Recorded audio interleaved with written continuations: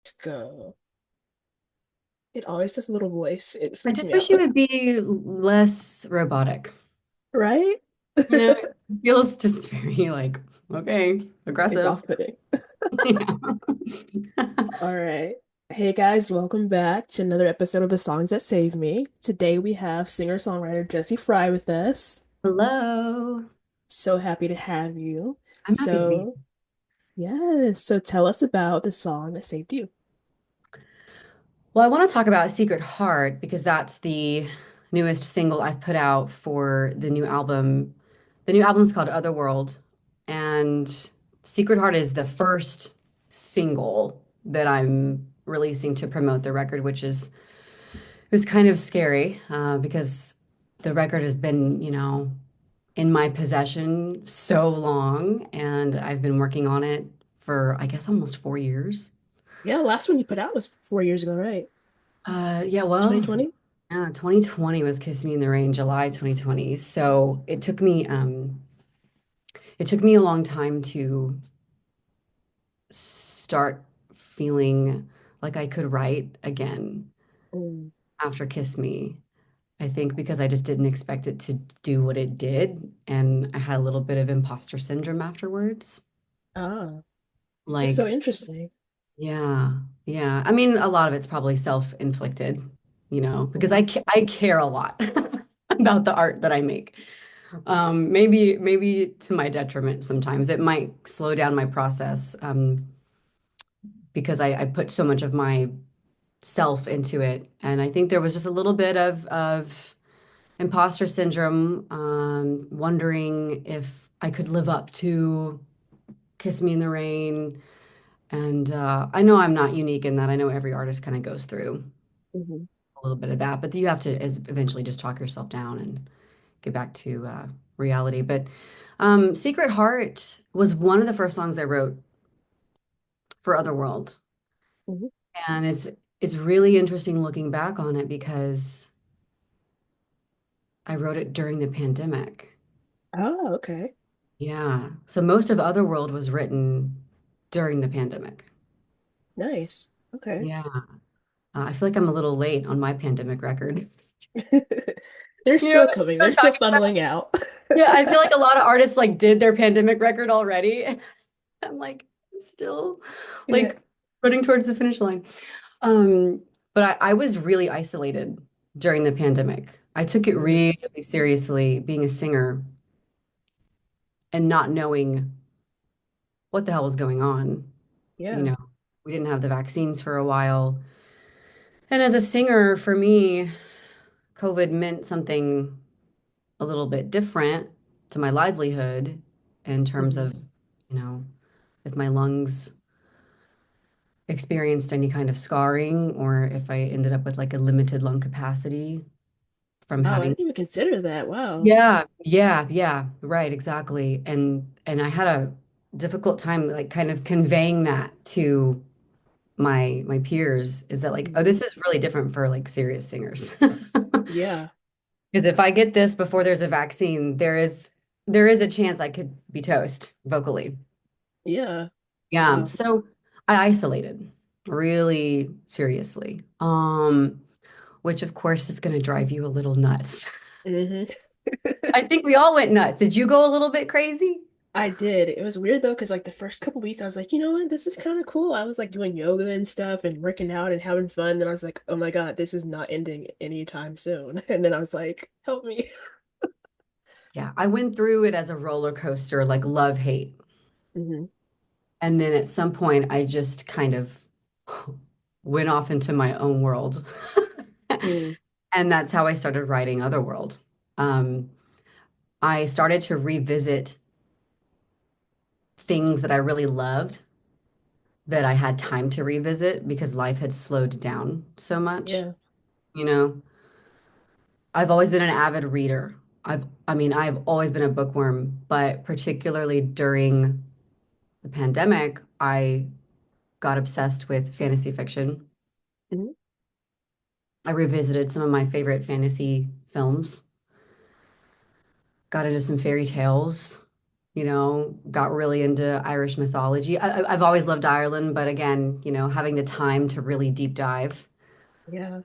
it just really helped me forget the unknown that Hmm. was happening to all of us and the pain that that brought.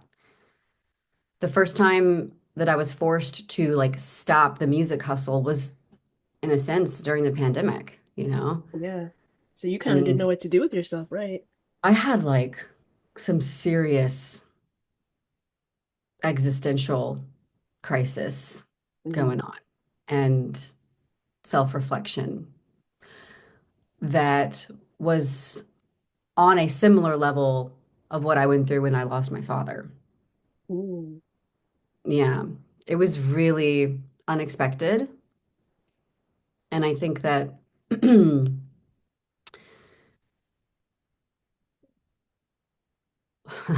you can choose to dive into that, or you can just, you know, ignore it. And for me, Yeah. I kind of live on that wave of intensity. That's just who I am. Yes, I relate to that so Yeah, much. I'm really good. I feel like my job is to feel things and feel them deeply and then write about it. Hmm. So, so to answer your question, this is the longest answer ever. I'm definitely the kind of person where you're like, "What time is it?" And I'm like, "Well, in order to build a watch." No, me too. All Okay. questions lead to other questions and other answers. Well, in order to explain this efficiently and poignantly, I need to make a huge circle here. Um, right. So, okay, I'm I can't play shows. The record Kiss Me in the Rain has already been out for a little bit. And of course, you're already thinking about the next record even before your current record is out. So I'm allowing myself to just play musically for fun and be indulgent and this feeling of, well, I think the world is ending, so I might as well just start creating in a way that I've never created before. Wow, that's pretty powerful. When you Yeah. get that feeling of like, you know what, I have nothing to lose and I'm just gonna go for it. Yeah, because I was starting to really live in the perspective of you really only have today. Yeah. Death taught me that for sure. And in a different way than the pandemic taught me that. Mm. So it was like these two experiences, like what grief and death had taught me, and then now we're doing a once in a lifetime pandemic. It's like all this. It's in hindsight, it's wisdom, right? But at the Yeah. time, it feels like you're crumbling, you're falling apart. But I think that's healthy to have your ego kind of Kind of taken away, shattered. taken Yeah. away from you and shattered. Yeah. Hmm. So I get really obsessed about things that I love, and I will just read all I can about it, or write about it as much as I can. But I just love to learn as much as I can about the things that I'm really into. Hmm. So I got uh, my producer Matt has always encouraged me to learn more about producing, Hmm. and I kind of had to during the pandemic to Yeah. show him ideas, that I was working on. So I started to explore very cursory music production on just a life-saving front. Like I don't really want to be a producer, but Hmm. having the ability to create a demo, as shitty as it is, is a skill, right? So I started listening to a lot of Elizabethan court music. Ooh. Yeah, it. I just started like reading fantasy fiction, listening to almost nothing but Elizabethan court music for most of the time for several months, falling in love with the way the melodies were structured because they were so magical. I was gonna say, like in the song, I kind of hear that. Like it's almost like that, like Elizabeth Fraser type of thing, where it's just like Yeah. you don't know where it's gonna go, and it's just kind of like you said, fantasy a little bit, you know? Yes, it's stepping a little bit away from the bop, if you Hmm. would, you know, and not letting myself feel pressured to create a bop. Mm. And I was really in love with Alfred Deller, one of the greatest vocalists of our time. And there's a lot of recordings of him singing Elizabethan court music. And then I started kind of structuring melodies that were similar to Mhm. that. And I fell back in love with my one of my favorite films, which is Legend. I don't know if you've seen it. Ooh, yes, Okay. that's so cool. Yeah. It's always been a favorite of mine. I mean, The Crow is going to forever be my number one, but Legend is like number two. And so of course, the aesthetic of it visually is amazing. I love the practical effects. I think that that's something we're really missing in the film world these days is more practical effects and less crappy AI, whatever CGI stuff. Yes. Yeah. And so the score is by Tangerine Dream, which is an iconic band in the synth world. Mhm. And I started thinking like, okay, well, Elizabethan court music, the score of Legend is very fantasy. Like something's happening here. And so what I would do is I would put Legend on in my living room and I would mute the movie and I would get my keyboard out and I would start composing my own score while watching the film. Wow, that's awesome. I love that. Thank you. I just let myself do it. It was fun. It was fun. It was enjoyable. It was play, you know? It Hmm. was no judgment. And that's how four of the songs started on Otherworld. That's how I started writing four of the songs on Otherworld is muting Legend and writing instrumentals that I thought would be like, if I wrote the score, what would it be like? That's so creative. That's like a songwriting exercise. That's like just you take it Yeah. further and you're like, you know what, this is something. I'm gonna like flesh this out and make something amazing out of it. Yeah. And not question it. Hmm. You know, not, is this good? Is this cool? We all do that from time to time, but I think the power of being isolated in the pandemic was like you had to just make a decision. You're either going to make the most out of this or every day is going to be really, really, really, really miserable. Yeah. So, yeah, just that's really where Secret Heart started coming from, like sonically, aesthetically. And then I remember do you remember the ice storm? Yeah. Hmm. That was like 7 days, wasn't it? It was crazy. I don't Where even we were remember. I just literally remember locked it like inside freezing, not going anywhere. and then like It we're was about a isolated. week, I think. I Five think days it a was, week. I remember, and I remember thinking, I think I might jump off a cliff. I, this is really bad, everybody. Like Yeah. us Texans over here, like this is like really bad for us right now. And I remember looking out the window and thinking I watch every season change with a newfound hope. And that's one of the beginning lines in Secret Heart. Hmm. Wow. Yeah. Okay. Yeah, So so you're just drawing from different experiences throughout the, like past couple years and it's all coming together. yeah, it's really coming from someone who was vulnerable, questioning their purpose, questioning what was happening in the world, being I don't know if victim is the right word, but being prisoner, let's put it that Mhm. way, to a global pandemic. And I always miss my dad.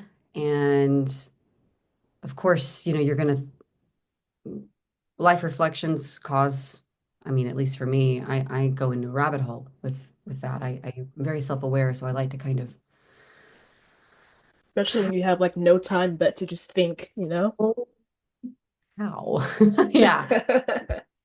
So, I kind of just imagined I was a character in a fairy tale, and I'm standing in front of these woods, and there are all these choices ahead of me that I can take. A winding path of choices lay ahead of me. I love that. And I started thinking about, okay, well, my dad always brings me back to myself. My dad's wisdom always helps me remember who I am. So, our words echo a sacred script that I've always known is my dad. And so, really, I didn't know how to write about his death for a long time. I didn't know how to approach it.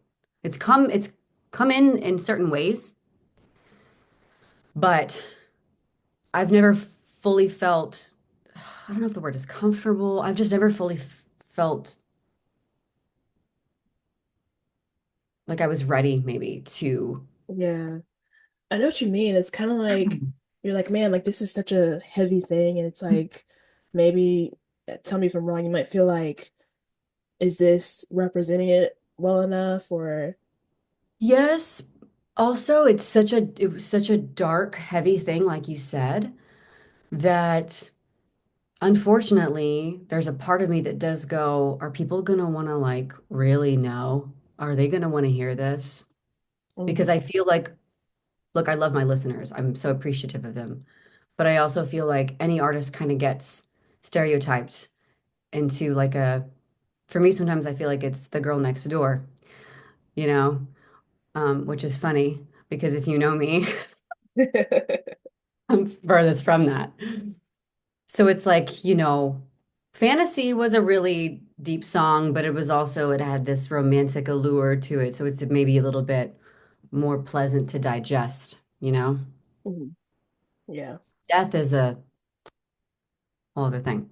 So anyway, I just decided, you know what, this is the time. And this is the song. This is the song. It's not going to come around again. How many times can I say all these fancy lyrics and Right. So anyway, the whole thing that I was struggling with grief for a long time, and even still, is this question I have, which is if I accept death, if I accept grief, if I fully walk with this and learn how to walk with grief, will I be whole again? Will I have it all figured out? Is that the answer?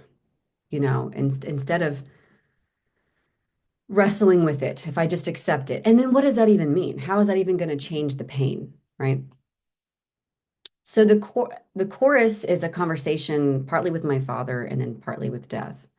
This is where it gets I was where I wondering. I was like, it sounds like you're talking to someone, but I was like, you yeah, know what? Let me, yeah, okay, cool. this is where it gets really weird. So hardcore Jessie Frye fans, stick around. Everybody else that's like, this is too much, it's probably your time to exit now. This is just where I get, I kind of laugh at myself because I get so detailed with things, but that's the joy for me, right? Mhm. So my dad was very much so a person who influenced me in all aspects of life. He was a motivational speaker, Mhm. and growing up with, his wisdom of give yourself a purpose because no one can take that away from you. Wow. That's so powerful. Someone gives you a purpose. There's no life event, there's no boy or girl or career or anything that can take away your why, your WHY, if you give it Mhm. to yourself. And he really wanted that for me. Like he was so supportive of my music career. He was so proud of me pursuing my music dream. So was my mother. And I think there was a part of him that was a little afraid that somewhere along the line I would get derailed from chasing my Mm. dreams, which is really sweet. Like saying that out loud, like that's such a great dad. Right? That's the Yeah, kind of dad everyone wishes for. right? So I'm circling, making a huge circle back. So that's the chorus. The chorus is me having this existential crisis, not knowing how to navigate my career because of the pandemic, not knowing who I am during this time. And my dad is saying, follow the lonely road. You are the chosen one. That's my dad's voice. And really, what that just means for me is you've always, that's him saying to me, Jesse, you've always paved your own path. Yeah, Keep going, like your reminder. keep going. And then I come back with the question, which is, it could be to my dad. It's really to more like a broader entity like grief or death. I'm asking, flow into my soul, can you make me clean again? Like, okay, if I accept this loss and pain, will I be clean again? Can you make me clean again? That's like, almost like a pleading. Yeah. I think So, that's something that everyone that kind of goes through loss and grief has wondered at some time. It's like, if I conquer this like big monster of loss and sadness, is it going to change anything? And it yeah. does, but it's still going to be there inside of you a little bit. Yeah, I agree. I think the beautiful thing, it took me a long time to be able to articulate this. I think for me personally, it will always be sad. Yeah. There are some people that are like, losing your dad and looking, it won't always be that sad. You'll be more at peace with it at some point. I'm like, that's a funny thing to say. I don't agree with that. I think for me personally, something that has helped me heal is that I, the sadness that I feel in my heart at his loss is my way of honoring my father. That's love. The fact that I was able to love someone so deeply that pain has never lessened. It doesn't did for about 2 years, but it doesn't uh debilitate my daily life. Yeah. I've learned how to walk with it. But I think there's something for me that's really beautiful about saying, no, it's always going to be painful. And that's just a way that I want to honor my father, you know? Yeah. It's And like so, that therapy thing. It's like radical acceptance. It's like, it's going to be there, but I'm going to live with it and it's going to be a part of me. yeah. And I still learn from death all the time. Death is a great teacher, Yeah. you know, still learn from it. I mean, my dad's been gone 8 years, and I hate that. I hate that it's been that long. But yeah, it's you still learn from it. I think if you're open to it, at least you can still learn from it. So that's really where the song came from. And the bridge, it's like I already know which direction I should go, nothing clouding my vision. I won't waste time wishing on a star. That's just kind of me. You know how we have that roller coaster we ride of I believe in myself, I don't. I believe in myself, I don't. And yeah. Right? Yeah. That bridge is the I'm back. Yeah. What do the kids say now? We are We so are back. so back. Oh my goodness. Yeah. So that's why the chorus takes this almost cheerful attitude, right? Yeah. Yeah. When I listened to it for the first time, I was like, okay, I see like we're going somewhere. We're going on a journey with this song. It's like by the end, you're you're a little low in the beginning, and then you kind of go, like you said, the roller coaster, and then by the end, it's like, wait, it's like there's light. Yeah. Yeah. I love that. I see other people having similar reactions to the song. And I think that's so beautiful. I think that most of the time when there is a really pure intent behind a song, it comes through in one way or Totally. another. Yeah. And so that was important for me to have the bridge, have those lyrics and take a turn in a positive direction because the goal, I think, is to ultimately reclaim your perspective Mhm. Yeah. on whatever you're going through. My dad used to always say that whatever thoughts you're having, it's like a newsreel. Ah, Like you're feeding yourself a newsreel. And what are you putting in? So that is to say it's very important to allow yourself to feel the bad things too. Those are which is those so are important because I feel like now, like, people are so like keen Mhm. on being like seen as tough and not having feelings and being emotionless, Mhm. especially as someone who's super sensitive. It's like, am I the one that's weird? Like, Where do you think that's coming from? I mean, that's a really broad question, but fear, fear of emotion, fear of feelings, and depth, and going deep with how you feel and yourself. Mhm. Do you feel like social media culture has contributed to that? Oh yeah, 100%. Because you can hide. You can hide, Really? the truth of how you feel, truth of who you are. It allows you to dumb down your life experience, Hmm. and that's very concerning for me.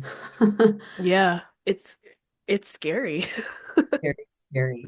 Yeah, that's a whole other podcast, isn't it? Oh yeah. We could dive real deep. Yeah, I have a lot of thoughts on that I struggle with being a musician uh and social media. That's something that I'm struggling with because I don't think I don't think there's very many actually like redeeming qualities about it. Sure, it's put in the hands of the artist now, and that's amazing, absolutely. But it's also eating itself alive, I think. Yeah. So Zoom is telling me it's gonna cut off our meeting soon. Do you want to start another one? yeah, absolutely. Okay. 1 second. Let me